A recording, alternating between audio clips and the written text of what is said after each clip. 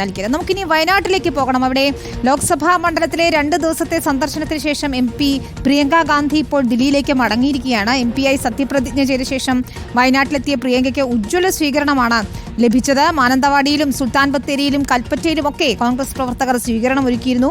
വയനാട്ടിലെ ദുരിതാശ്വാസ പ്രവർത്തനങ്ങൾക്ക് ഫണ്ട് അനുവദിക്കണമെന്നാവശ്യപ്പെട്ട് മാർച്ച് നടത്തിയ യൂത്ത് കോൺഗ്രസ് പ്രവർത്തകരെ മർദ്ദിച്ച പോലീസ് നടപടിയെ പ്രിയങ്ക ഗാന്ധി അപലപിക്കുകയും ചെയ്തു. ദുരന്തബാധിതർക്കായാണ് സമരം നടത്തിയതെന്നും പ്രിയങ്ക റിപ്പോർട്ടറിനോട് പറഞ്ഞു. മുണ്ടക്കൈ ചൂരൽമല ദുരന്തബാധിതരുടെ പുനരധിവാസം വേഗത്തിലാക്കണമെന്ന് പ്രിയങ്ക ഗാന്ധി ആവശ്യപ്പെട്ടിട്ടുണ്ട്. വിഷയത്തിലേതായാലും മുഖ്യമന്ത്രിക്ക് കത്ത് എഴുതും എന്നാണ് പ്രിയങ്ക പറയുന്നത്. കേന്ദ്രത്തിന്റെ ശ്രദ്ധയിലും ഇക്കാര്യങ്ങൾ പെടുത്തും. വയനാടിന്റെ അടിസ്ഥാന പ്രശ്നങ്ങൾ പരിഹരിക്കാൻ ഒപ്പമുണ്ടാകും എന്നും പ്രിയങ്ക ജനങ്ങൾക്ക് ഉറപ്പു നൽകിയിട്ടുണ്ട്.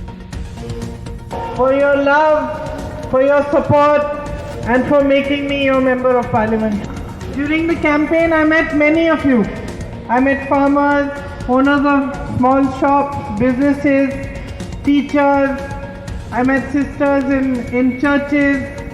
I went to mosques, temples. I met everybody, many people. So I think together we need to work. I need to spend much more time with you, come to your houses, meet you, understand properly from you what your issues are in depth, and then we need to work together to resolve them. We need to work together to build on tourism, on food processing, on farming, to be able to increase employment and provide a better future.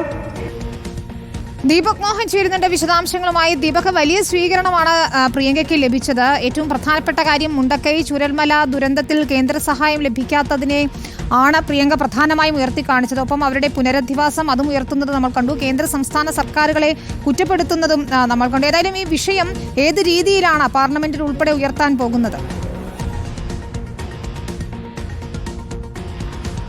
വിനീത, ഉപതെരഞ്ഞെടുപ്പിലെ ഉജ്ജ്വല വിജയത്തിന് ശേഷം ആദ്യമായി വയനാട്ടിലേക്ക് എത്തിയ പ്രിയങ്ക ഗാന്ധിക്ക് 3 ഇടങ്ങളിലാണ് സ്വീകരണം ഒരുക്കിയത്. മാനന്തവാടിയിലായിരുന്നു രാവിലെ ആദ്യത്തെ പരിപാടി. അതിനുശേഷം സുൽത്താൻ ബത്തേരിയിലും ഉച്ചയ്ക്ക് ശേഷം കൽപ്പറ്റയിലുമായിരുന്നു സ്വീകരണം ഒരുക്കിയത്. പ്രധാനമായും പ്രിയങ്ക ഗാന്ധി പറഞ്ഞ 2 കാര്യങ്ങൾ: ഒന്ന്, മുണ്ടക്കൈ ചൂരൽമല ഉരുൾപൊട്ടൽ ദുരന്തബാധിതരോടുള്ള അവഗണനയും അതുപോലെ തന്നെ അവരെ പുനരധിവസിപ്പിക്കേണ്ടതുമായ കാര്യങ്ങളുമാണ്. അതായത് നേരത്തെ ഈ പ്രധാനമന്ത്രി, മുഖ്യമന്ത്രി ഉൾപ്പെടെയുള്ള ആളുകൾ ദുരന്തബാധിത മേഖല സന്ദർശിച്ചിരുന്നു. ദുരന്തബാധിതർക്ക് പുനരധിവാസവുമായി ബന്ധപ്പെട്ട കൂടുതൽ സഹായങ്ങൾ ഉണ്ടാകുമെന്ന പ്രഖ്യാപനമുണ്ടായിരുന്നു. പക്ഷേ ഇത്തരത്തിൽ ഒരു കാര്യവും അവർ ചെയ്തില്ല. തികഞ്ഞ അവഗണനയാണ് ഈ ദുരന്തബാധിതരോട് ചെയ്തത്. അത് അനുവദിച്ചു കൊടുക്കാവുന്നതല്ല. ഇതുമായി ബന്ധപ്പെട്ട മുഖ്യമന്ത്രിക്ക് കത്തെഴുതും എന്നുള്ള രീതിയിലുള്ള പരാമർശമാണ് പ്രിയങ്ക ഗാന്ധി മുന്നോട്ട് വെച്ചത്. മാത്രമല്ല, നേരത്തെ പ്രധാനമന്ത്രി വന്ന് ഈ ദുരന്തബാധിത മേഖല സന്ദർശിച്ച് മടങ്ങിപ്പോവുകയാണ് ഉണ്ടായത്. പക്ഷേ കേന്ദ്ര സംസ്ഥാന സർക്കാരുകൾ ഒരു തരത്തിലുമുള്ള സഹായം നൽകുന്നില്ല. ഇതൊരിക്കലും അനുവദിച്ചു കൊടുക്കാൻ കഴിയുന്നല്ല. രാഷ്ട്രീയത്തിന് അതീതമാണ്. മാത്രമല്ല, ഈ ദുരന്തമുണ്ടായ സമയത്ത് ഒരുമിച്ചാണ് ഇതിനെ ഫേസ് ചെയ്തത്. അതുപോലെ തന്നെ ഒരുമിച്ച് തന്നെ രാഷ്ട്രീയത്തിന് അതീതമായി ദുരന്തബാധിതരെ പരിഗണിക്കണം എന്നുള്ള രീതിയിലുള്ള കാര്യങ്ങളാണ് പ്രധാനമായും പ്രിയങ്ക ഗാന്ധി പറഞ്ഞു വെച്ചത്. മറ്റൊരു കാര്യം, വയനാട് അഭിമുഖീകരിക്കുന്ന പ്രധാന പ്രശ്നങ്ങളായ രാത്രിയാത്രാ നിരോധനം, അതുപോലെ തന്നെ മെഡിക്കൽ കോളേജ്, വന്യമൃഗ സംഘർഷം തുടങ്ങിയ പ്രശ്നങ്ങളിലും ഒരു ശാശ്വതമായ പരിഹാരം കാണാനുള്ള ശ്രമങ്ങൾ നടത്തുമെന്നും പറഞ്ഞിട്ടുണ്ട്. പ്രധാനമായും വയനാട് ജില്ലയിലെ നിയോജക മണ്ഡലങ്ങളായ മാനന്തവാടി, കൽപ്പറ്റ, സുൽത്താൻ ബത്തേരി എന്നീ 3 ഇടങ്ങളിലാണ് ഇന്ന് പരിപാടികളിൽ പങ്കെടുത്തത്. ഇന്നലെ കോഴിക്കോട് ജില്ലയിലെ, മലപ്പുറം ജില്ലയിലെയും ഇടങ്ങളിലായിരുന്നു പരിപാടി.